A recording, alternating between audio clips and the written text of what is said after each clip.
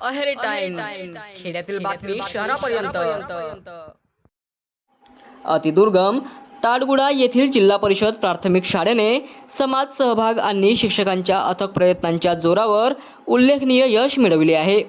मुख्याध्यापक किशोर सुनतकर यांनी पालकांच्या सातत्यपूर्ण गृहभेटी घेत शिक्षणाचे महत्त्व पटवून दिल्याने शाळेची पटसंख्या अवघ्या 3 विद्यार्थ्यांवरून 21 विद्यार्थ्यांपर्यंत वाढली आहे।